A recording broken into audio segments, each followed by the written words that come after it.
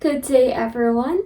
My name is Kennette Kye N Agullana from CAS 01702P, and this is my final project for the subject Inquiry to Sociopolitical Problems. This mind map summarizes all what was discussed and what I've learned in the subject Inquiry to Sociopolitical Problems. As you can see here, there are a lot, precisely 5 thought bubbles or speeches, and this contains the socio-political issues that was tackled during the course of this subject. And in the middle, I choose the eyes and the mouth as my centerpiece because for me, this subject was able to open our eyes with regards to these contemporary issues. And as for the mouth, since we are already aware of these issues that we are currently facing, we should be vocal in terms of addressing these issues. And in the course of my video presentation, I will be providing a brief summary and brief overview of what was tackled and what I've learned on the duration of our subject. The first that I'd like to discuss is the COVID-19 pandemic. This is a health crisis in nature, but it also falls under a political one. The gravity of the pandemic that we are experiencing can be attributed to how governmental officials had acted during its early onslaught. Some government in some countries chose to act ahead of time, and they acted on the late 2019 or early months of 2020 in order to locate and trace the origin of the virus. While some countries, on the other hand, acted poorly. They first let the virus run its course before they realized how dangerous the situation is. COVID-19 is possibly one of the biggest milestones and threats that we are currently facing, and historians will surely talk about this pandemic even way after our time. With that being said, we have yet to see the post-pandemic world. This is a big question on what would happen after the coronavirus pandemic. Would we go back to normal? Or would we see a new world that was entirely different from the one that we were accustomed to? The post-pandemic world is one of the biggest question marks to the greatest and possibly biggest political issue that the world has ever seen. Another social-political issue that I'd like to discuss is political dynasty. Political dynasty has been a feature of our Philippine landscape, and this is very hard to eradicate because our constitution did not set a proper definition as to what constitutes a political dynasty. There are 3 categories in terms of political dynasty, and the first is a thin political dynasty. This is characterized by family members succeeding in governmental positions over a period of time. On the other hand, fat political dynasty is characterized by 2 or more family members occupying governmental posts simultaneously. Over time, fat political dynasties became obese, and this constitutes a problem because it weakens our democracy. There is also limited checks and balances because there is no opposition or there is no controlling force that sets the actions of what this family does. On the other hand, it becomes a business for them. Our politics, which is intended to serve the Filipino people, becomes a source of revenue for those who are a member of political dynasty. This is very problematic because we, as a democratic country, is turning into an oligarch or even an authoritarian country. The best that we can do in order to combat these is to have neophytes occupy positions that were previously held by a political dynasty. We should let new voices into our politics and we should see new changes that are not done by those who are in power, even though their family was able to occupy certain positions for a long period of time. Another widespread social-political issue is environmental issues. These are the results of harmful activities and malpractices of human beings, which led to destructions of our resources. Over time, this caused unsustainable habitats for our aquatic and even terrestrial friends, which led to the endangerment or extinction of their species. There has been a prediction that due to our environmental issues, our planet, our Earth, will no longer be sustainable. If that happens, we have nowhere to go. If that happens, there is a huge possibility that not only animals will be extinct, but so will be humans. And since Earth is our only home, since Earth is our only living planet that we have, we should not let this happen.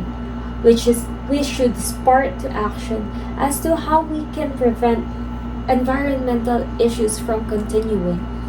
There are a lot of goals that has been set by the United States and the United Nations in order to address this pressing issue.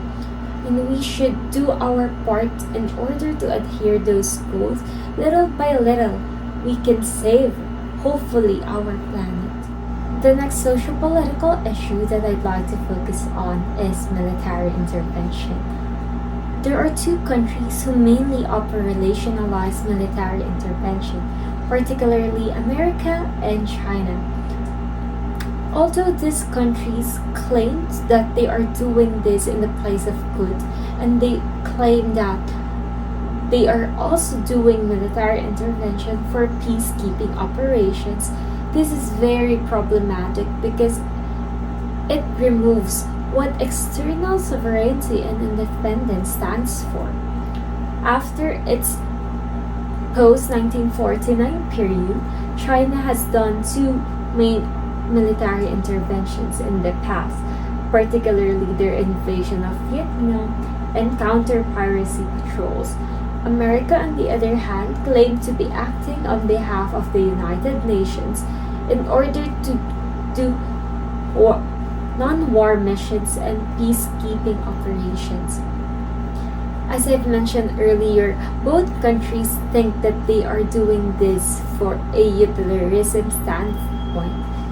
But it's still very problematic because we don't know what their actual intentions are.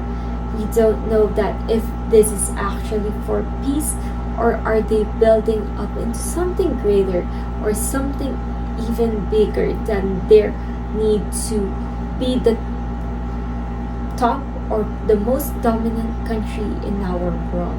And these two countries are the most powerful countries that we are currently having in the global setting, which would lead to the next social-political problem, power conflict. The last social-political issue that I would discuss is connected with military intervention. As I've mentioned, power conflict is what is happening in our global setting.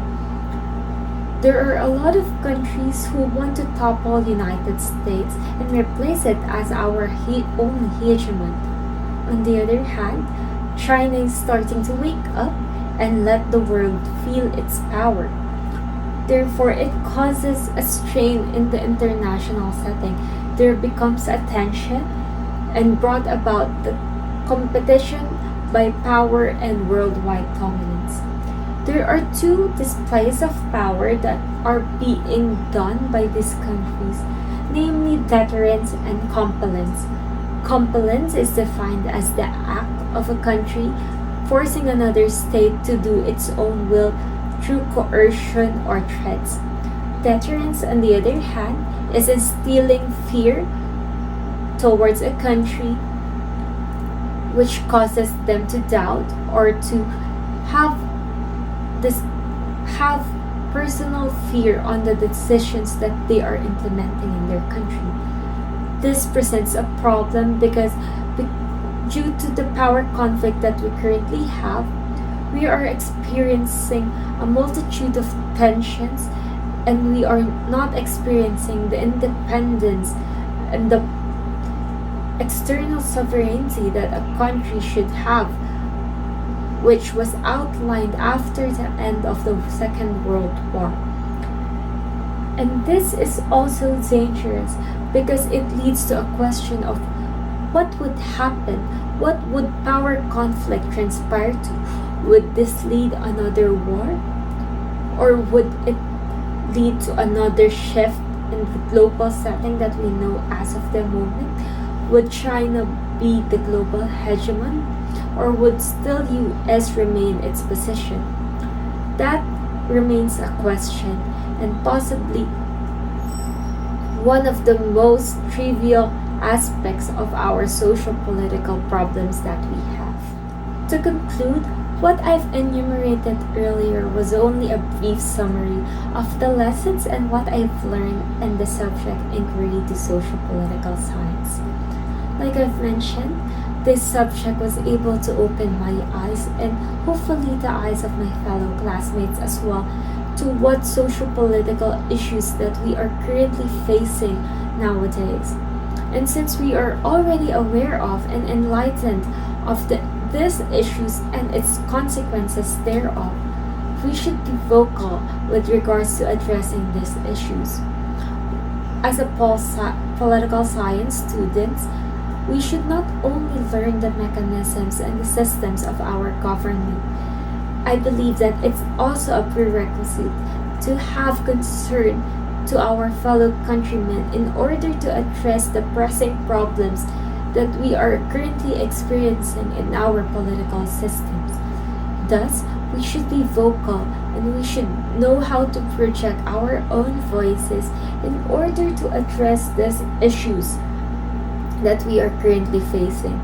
Though as one person, we may not have the proper solution in order to fix and resolve all of these concerns, but through enlightening people and giving them a brief background of what we can do in order to little by little combat these problems, we are still making a difference. We are inquiring the socio-political issues not only for the sake of having knowledge, but also for the sake of fighting against it.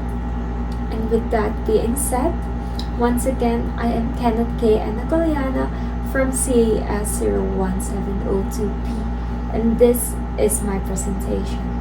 Thank you so much for listening and have a great day.